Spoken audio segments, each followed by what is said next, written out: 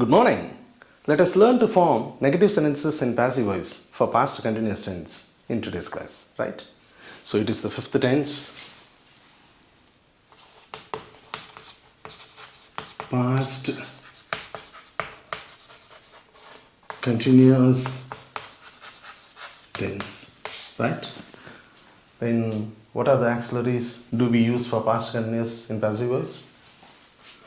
So for passive voice, was, were plus being plus third form of the verb, right? Yes. Then whenever you make a sentence, you have to follow the sentence pattern. What is the sentence pattern for negative? Object has to come at first, then auxiliary verb, then not, then main verb, then by, then subject, then extension, at the end full stop. So this is the sentence pattern for negative sentence for passive voice, right? Let us go for the example. Before we go for example, let us recall the definitions for past continuous tense. Where do you apply past continuous tense? There are three definitions. The first one is, it is used to express an action that was going on at some time in the past. கடந்த காலத்தில் ஒரு குறிப்பிட்ட நேரத்தில் தொடர்ந்து நடைபெற்று கொண்டிருந்த செயலை குறிப்பிடுவதற்கு நம்ம past continuous tense பயன்படுத்துகிறோம். What about the second one? When the action was happening at some time in the past, a new and more important action happened. This new action must be told in simple past tense. Continuous action must be told in past continuous tense. கடந்த காலத்தில் ஒரு குறிப்பிட்ட நேரத்தில் ஒரு செயல் தொடர்ந்து நடைபெற்று கொண்டிருந்த பொழுது புதிதாக ஒரு செயல் நடந்திருக்கும். தொடர்ந்து நடைபெற்று கொண்டிருந்த செயலை பாஸ்ட் கண்டினியூஸ் டென்ஸ்லும் புதிதாக நடந்த செயலை சிம்பிள் பாஸ்ட் டென்ஸ்லையும் சொல்லணும். What about the third usage? If there were two or more than two actions going on at some time in the past, then past continuous tense must be applied for all.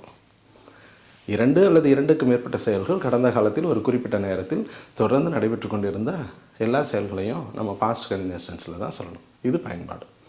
இப்போது past continuous டென்ஸில் negative sentences passive வாய்ஸில் எப்படி அமைகிறது அப்படிங்கிறத இந்த வகுப்பில் பார்க்கலாம், right? So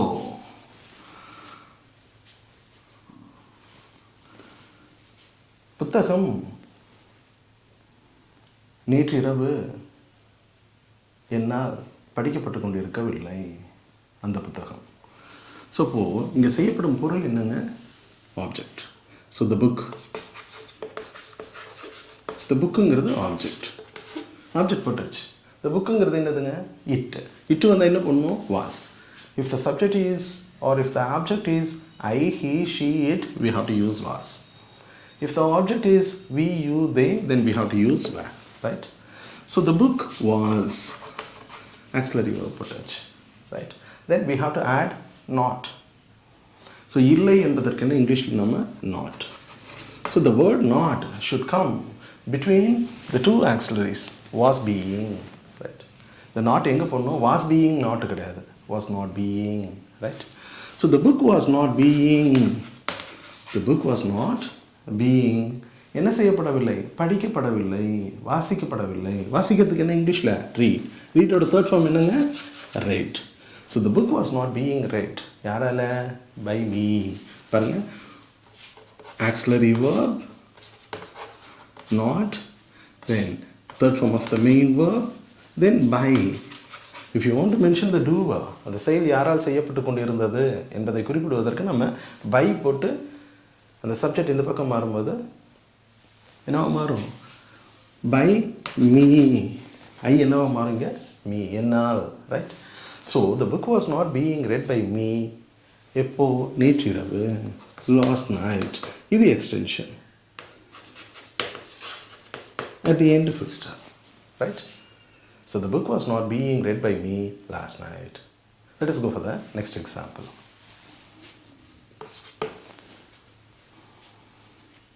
கால்பந்து நேற்று மாலை அவர்களால் அல்லது எங்களால் மைதானத்தில் விளையாடப்பட்டு கொண்டிருக்கவில்லை. கடந்த காலத்தில் ஒரு குறிப்பிட்ட நேரத்தில் ஒரு செயல் தொடர்ந்து நடைபெற்று கொண்டு இருக்கவில்லை என்று சொல்வதற்கு நம்ம உதாரணங்கள் பார்த்துட்ருக்கோம் பாசிவ் வாய்ஸில், ரைட்? ஸோ அப்போது கால்பந்து, ஸோ ஃபுட்பால், த ஃபுட்பால் சொல்லக்கூடாது, right? The should not be used before the names of the games, மறந்துடாதீங்க. ஸோ இப்போ ஃபுட்பாலுங்கிறது என்ன? இட் அகெயின் இட் வந்து என்ன பண்ணணும்? Was. So football was not, இல்லை என்பதற்கு இங்கிலீஷில் not. So football was not being, விளையாடுறதுக்கு இங்கிலீஷில் ப்ளே. இப்போ பிளேயோட தேர்ட் ஃபார்ம் என்னங்க? பிளேடு.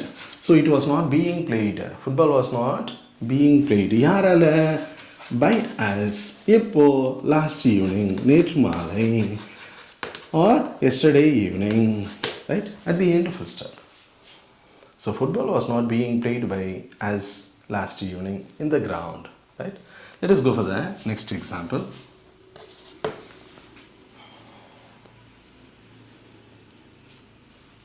குழந்தைகள் குளத்தில் நீந்துவதற்கு அவரால் ஞாயிறன்று பயிற்சி அளிக்கப்பட்டு கொண்டிருக்கவில்லை.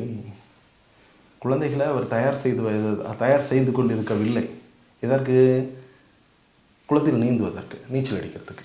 அப்போ யார் நீச்சல் அடிக்க பயிற்சி அளிக்கப்பட்டு கொண்டு இருக்கவில்லை அப்படின்னா குழந்தைகள். அப்போ குழந்தைகளுக்கு என்ன இங்கிலீஷில்? சில்ட்ரன். சில்ட்ரனுங்கிறவங்க யார்? தே வந்து என்ன பண்ணணும்? Were. So children were not being, என்ன செய்யப்பட்டு கொண்டு இருக்கவில்லை? பயிற்சி அளிக்கப்பட்டு கொண்டு இருக்கவில்லை. So children were not being trained. Children were not being trained. எதுக்கு? To swim. என்னைக்கு? On Sunday. யாராலும் சொல்ல விருப்பப்பட்டால் பை ஹிம் போடணும், right? So children were not being trained to swim on Sunday.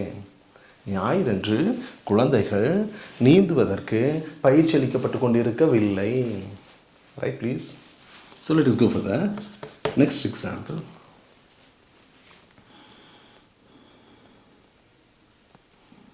அவர்கள் பொதுமக்களால் இன்று மதியம் தண்டிக்கப்பட்டு கொண்டிருக்கவில்லை. யார்? அவர்கள். த தீவ்ஸ், திருடர்கள்னு வச்சுக்குவோம்.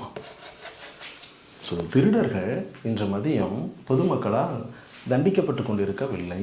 அப்போ த தீவ்ஸுங்கிறது தே வந்து என்ன பண்ணணும்? வேர்.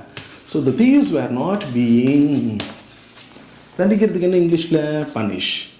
ஸோ பனிஷோட தேர்ட் ஃபார்ம் என்ன? Punished. So the thieves were not being punished. யாரால? By the public.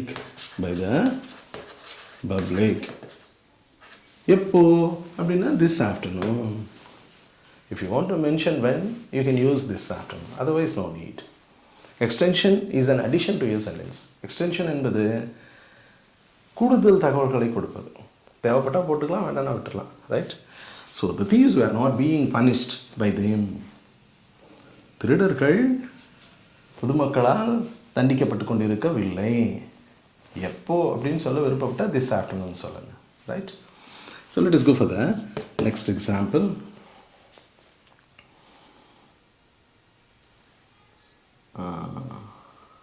Chicken biryani இன்று மதியம் என் அன்னையால் தயார் செய்யப்பட்டு கொண்டிருக்கவில்லை. என்ன தயார் செய்யப்பட்டு கொண்டிருக்கவில்லை? சிக்கன் பிரியாணி. ஸோ சிக்கன் பிரியாணிங்கிறது என்னது? இட் வந்து என்ன பண்ணணும்? Was not. So chicken biryani was not being, தயார் செய்கிறதுக்கு என்ன இங்கிலீஷில்? ப்ரிப்பேர்டு, அல்லது சமைக்கப்படவில்லை அப்படின்னா குக். குக்கோட தேர்ட் ஃபார்ம் என்னங்க? Cooked. So chicken biryani was not being cooked. யாரால? By my mother. By my mother. எப்போ? திஸ் ஆஃப்டர்நூன், இன்று மதியம் சிக்கன் பிரியாணி என் அன்னையால் தயார் செய்யப்பட்டு கொண்டு இருக்கவில்லை, right please? Let us go for the next example. அந்த வேலை அவர்களால் இன்று காலை செய்யப்பட்டு கொண்டு இருக்கவில்லை. எது செய்யப்பட்டு கொண்டு இருக்கவில்லை? அந்த வேலை. ஸோ அந்த வேலைக்கு என்ன இங்கிலீஷில்? ஒர்க். ஸோ த ஒர்க்குங்கிறது என்னதுங்க? இட்டு வந்து என்ன பண்ணணும்? Was. So the work was not being. The work was not being. எத்தனை ஃபார்ம் ஆஃப் த verb பண்ணணும்? Third form of the verb. இங்கே என்ன வினைச்சொல்? செயல். ஸோ அப்போது செய்கிறது. அப்போது it was not being done. It was not being done. The work was not being done. யாரால? By them. அவர்களால். எப்போ? This morning. This morning. So இன்று காலை அந்த வேலை அவர்களால் செய்யப்பட்டு கொண்டிருக்கவில்லை. Right please. So let us go for that. Next example. அந்த பாடம் ஆசிரியரால் இன்று காலை மாணவர்களுக்கு கற்பிக்கப்பட்டு கொண்டிருக்கவில்லை. எது கற்பிக்கப்பட்டு கொண்டிருக்கவில்லை? The lesson. The lessonங்கிறது it வந்து என்ன பண்ணும்? Was. So the lesson was not being taught. The lesson was not being taught. So அந்த பாடம் கற்பிக்கப்பட்டு கொண்டு இருக்கவில்லை. யாரால? By the teacher. யாருக்கு? To the students, to the peoples, to the peoples. எப்போ? This morning. ரைட். ஸோ இப்போ the lesson was not being taught to the students by the teacher this morning. இன்று காலை மாணவர்களுக்கு அந்த பாடம் ஆசிரியரால் கற்பிக்கப்பட்டு கொண்டிருக்கவில்லை. Right. Let us go for the next example.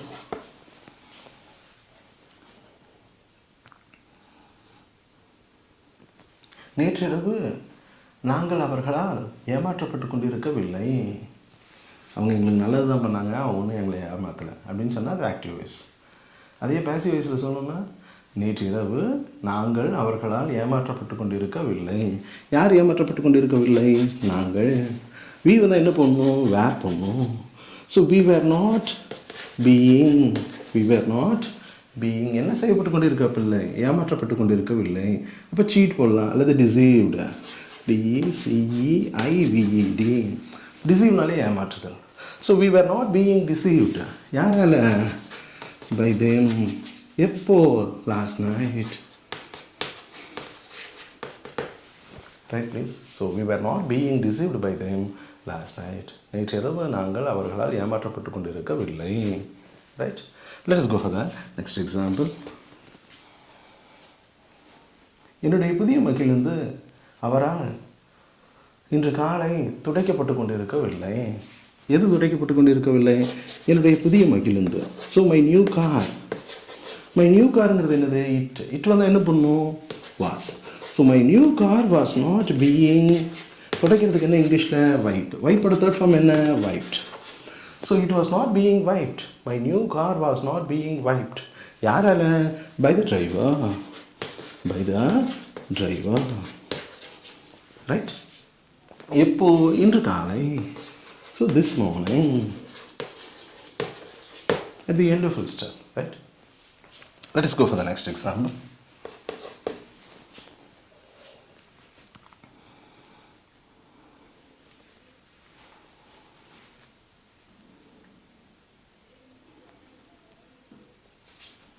Then what? கடிதம் இன்று மதியம் முழுவதும் அந்த கடிதங்கள் இன்று மதியம் முழுவதும் அவளால் தட்டச்சு செய்யப்பட்டு கொண்டிருக்கவில்லை. ஸோ எது தட்டச்சு செய்யப்பட்டு கொண்டிருக்கவில்லை? அந்த கடிதங்கள். ஸோ த லெட்டர்ஸ்ங்கிறது தே, அவைகள். இப்போ தே வந்து என்ன பண்ணும்? Were. So the letters were not being என்ன செய்யப்பட்டு கொண்டிருக்கவில்லை? தட்டச்சு செய்யப்பட்டு கொண்டிருக்கவில்லை. So were not being typed. So the letters were not being typed. யாரால? அவரால். So by her. எப்போ? இன்று மதியம் முழுவதும்ங்கிறதுக்கு என்ன இங்கிலீஷில்? Throughout all afternoon. Throughout all today afternoon.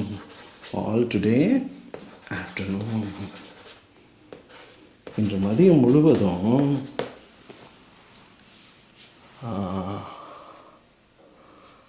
throughout today afternoon போட்டாவே போதும். throughout or all. Right?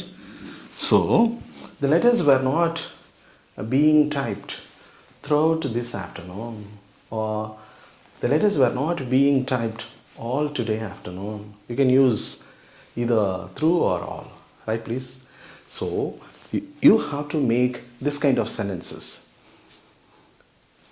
Initially, try to make sentences in your mind in Tamil at first. Automatically, if you translate those sentences using the formulas and sentence pattern, your sentence will be so perfect, right?